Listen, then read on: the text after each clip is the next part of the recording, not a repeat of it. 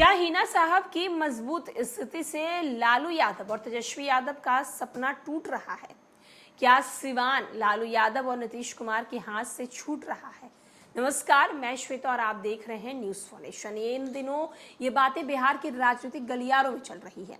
एक तरफ जहां हिना साहब जो है वो निर्दलीय चुनाव लड़ रही हैं, हिना साहब चुनाव प्रचार में लगी हुई हैं, तो वहीं दूसरी ओर लालू यादव और तेजस्वी यादव के लिए और नीतीश कुमार के लिए कहीं ना कहीं सिवान जो है वो खतरे की घंटी में नजर आ रहा है।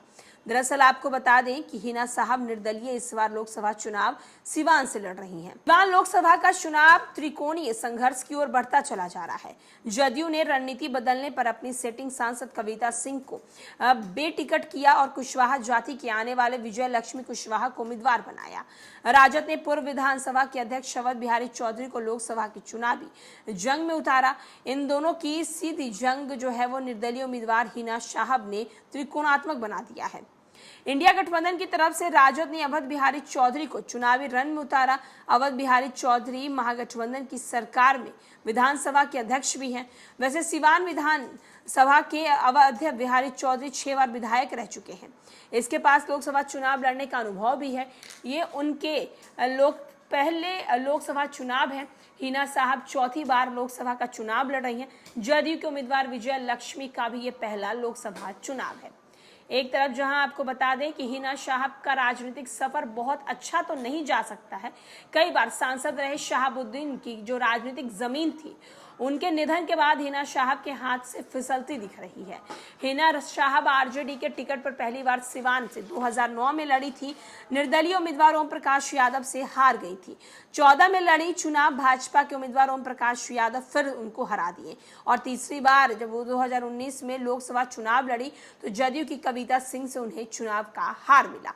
जदयू ने अपनी सिटिंग सांसद कविता सिंह को बेटिकट कर दिया। यहां से जदयू ने विजय लक्ष्मी कुशवाहा को उम्मीदवार बनाया और ये भी पहली बार चुनाव लड़ रहे हैं।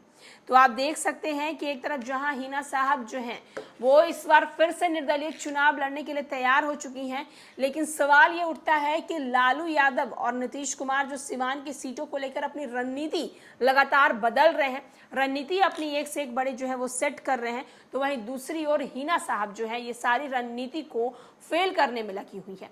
हिना साहब निर्दलीय चुनाव लड़ रही हैं, चुनाव प्रचार कर रही हैं, यहाँ तक कि हिना साहब के जो पति मतलब उनके जो शौहर थे यानी कि उनके पूर्व सांसद शहाबुद्दीन की पत्नी है। एक तरफ जहां शहाबुद्दीन की जो जमीनी राजनीति है वो हिना साहब के हाथ से खिसकती हुई नजर आ रही है, तो वहीं दूसरी ओर 2024 लोकसभा का चुनाव हिना साहब के लिए बेहद ही महत्वपूर्ण है, क्योंकि ये चुनाव कहीं ना कहीं शहाबुद्दीन की जो राजनीतिक जमीन है उसे खिसकने के लिए बचा सकती है या फिर पूरी तरीके से खिसका सकती है।